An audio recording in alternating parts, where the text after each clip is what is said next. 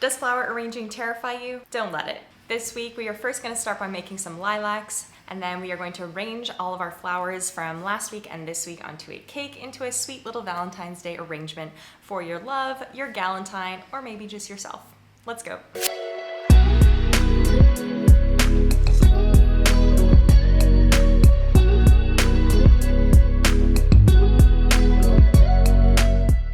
We're going to start with 24 gauge wires. I'm using white here because it doesn't really matter for this arrangement, but just use whichever color you want. It's fine if you want to use green. And I'm cutting all of the wires into quarters. Before we get any further in this video, comment below and tell me, what do you think is the most romantic flower for Valentine's Day? I am very undecided, but I would love to hear what you think. And while you're there, please don't forget to subscribe to my channel and give this video a thumbs up if you do enjoy it. All right, back to the video. So I am hooking the ends of each of these wires and closing the hook as well. And this just gives us a good solid base to build the flower on. It kind of grabs the gum paste and prevents it from sliding around when you add the flower on. So I'll just repeat that with the remaining wires. I have some gum paste already colored here with a touch of claret, which is the same color that we used last week to make the carnations that are going to go with these lilacs. I will link to the carnation video in the description below, as well as somewhere in this video so that you can find it, and if you want to make the entire arrangement that we're going to use later, you can do that. So just give that a quick knead and then take about a pea-sized amount and roll it into a nice tight ball on your palm, and then you roll one end into a cone. Take your cone tool and insert that into the fat end of your little cone of gum paste. Remove that and then take your tiny scissors and you're going to cut 4 times around. So I do the bottom and the top and then the 2 sides afterwards, trying to make it as symmetrical as possible. Open up those petals, and for each of the petals you're going to pinch the edges and then smush it down between your fingers.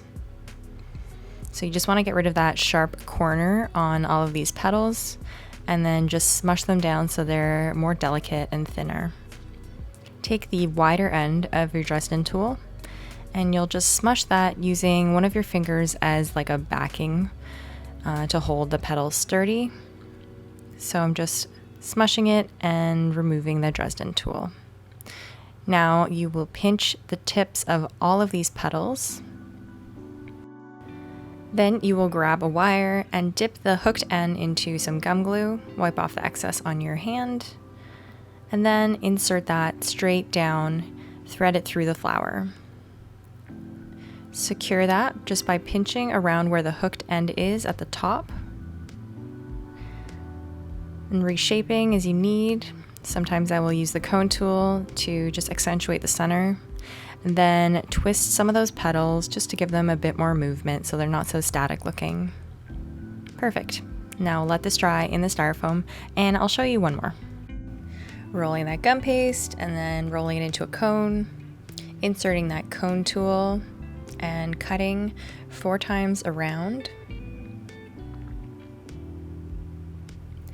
Open those up and then pinch the corners and smush them down. Grab that Dresden tool and press on all of 4 of the petals to give them kind of like a well in the center. Then pinch the ends of each petal, grab that wire and insert that down the center, securing your flower. And then just kind of play with the petals until you're happy. Next, let's make some buds. So I start exactly the same way with the pea-sized amount and I roll that into a nice tight ball. Then roll it into a cone again. Dip that wire into the gum glue, and this time you will be inserting that into the thin part of the cone, just as best you can. It's not going to look perfect. And then just smooth that gum paste around the wire to thin out the base and reshape it as necessary, because you might get it a little squished when you're putting it on the wire. So you should have like a nice oval shaped top part. Then take a dull knife tool and you'll make 4 markings all the way around, spacing them as evenly as possible. And then usually I like to go around the top just to double those marks, make them a little bit more prominent, and then just reshape the bud as necessary until you're happy with it, and then let that dry. I'll show you one more. So you'll roll that into a ball and into a cone. Take your wire dipped in gum glue and insert that into the small end of the bud, reshaping that around the base to make sure it's nice and thin. And then you should have your nice oval on top. Then you can do your 4 marks all the way around, making what will be petals once it blooms. Then just reshape until it's a nice oval shape on top and nice and thin on the bottom. Here are all of our dried flowers that we're going to be using today, and these are the carnations and the lilacs. So the dusts you'll need are hot pink, claret, and peony. You'll also need a couple of flat brushes. I'm just going to use the small one for this. So here's our dried flowers, had a chance to dry overnight. We're just taking a bit of that peony pink and adding it onto our surface next to the cornstarch. Now we will dilute it with the cornstarch just to help the application be a bit smoother on our flowers. So this is the color we're going to start with because it's just a bit darker than our flower is, but we will make a slightly darker shade later. And I'm adding just a touch of claret to that as well. Just adds a bit of depth and kind of a different shade, a little bit more purpley. So load up your brush and then just dust on the edges, just catching as much of that color on as you can while keeping it fairly light. We want these flowers to be pretty light and airy looking. And then just a little bit on the back as well. This subtle dusting just helps bring our flower a bit more to life and make it look a little less flat. Next, let's dust one of the buds. So I have the same color and I'm starting at the very tip and kind of making a gradation all the way down the bud. But I am mixing a slightly darker shade here. I'm adding the claret and the peony together.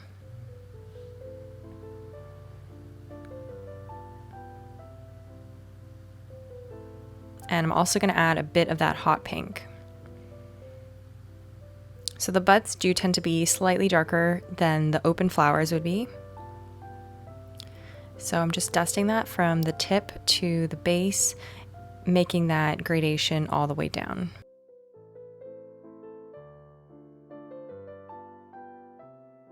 And I'm adding this darker color just to a little bit of that flower as well. Don't overwhelm it with the deep colors, but on some of them you can definitely add just hints of other colors to help give it more variation. If you haven't checked out my 5-day sugar flower challenge yet, I hope you do so. We are going to be taking the same tools that we have already and using new techniques so you don't have to invest in expensive molds and cutters every single time you want to make a new flower. So check that out. I'm going to put links in the description box below. And it's going to be so much fun, so come join us. Okay, back to dusting the flower. So I have the peony color that I've dusted on already, and now I'm just adding those low lights, just extra color with the claret and deep pink color. Last one, start with the lighter one always, and then you can move to the darker colors afterwards.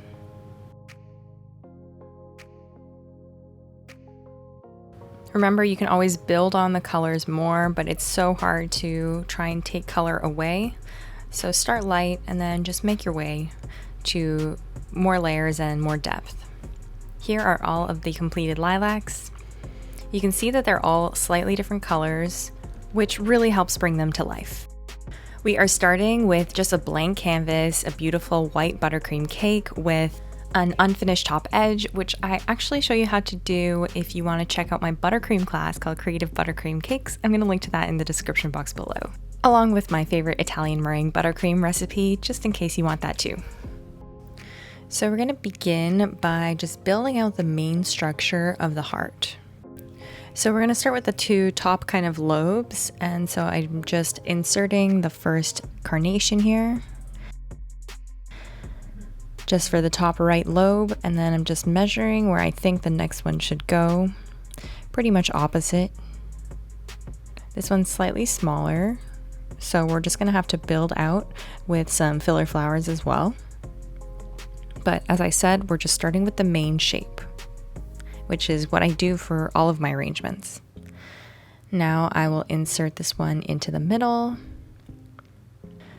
And just note, as you are inserting flowers into your cake, do not insert bare wires into your cake. I have wrapped these all in non-toxic floral tape, which is fine because I'm going to be eating this cake. But if you want to make this for a client, then I would definitely suggest to put a cocktail straw on the outside of the wires before you insert the flower into the cake.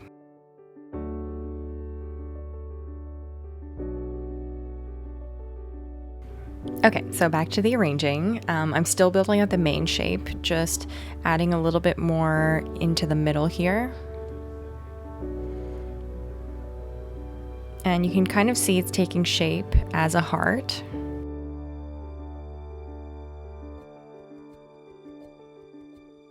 And now we will start filling out all of the little gaps and areas that we have.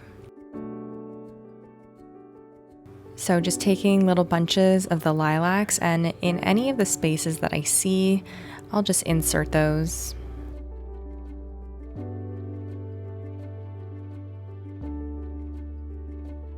And these ones, you don't have to press in quite as much as the carnations. Usually the base flowers, which are the largest flowers, I have closest to the cake. And then the filler flowers I have a little bit further, which just helps add some depth and kind of more movement if you're looking at it from different angles. And also when you add the flowers into the cake, don't be afraid of playing around with them. They are on wires after all, so you can definitely bend them to wherever you need a little bit more coverage.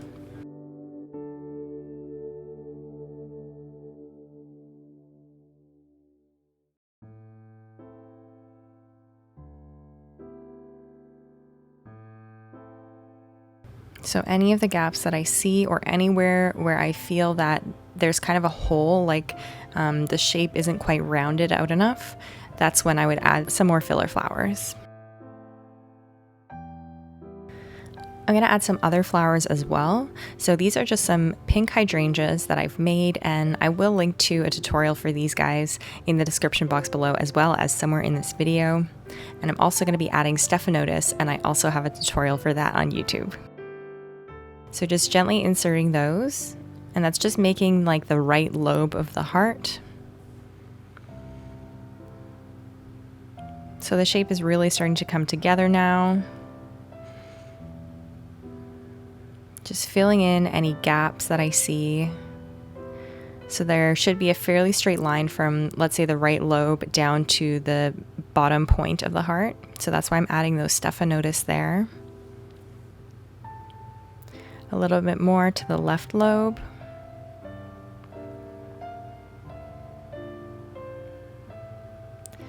And then I wanted one at the base, just as the kind of tip of the heart.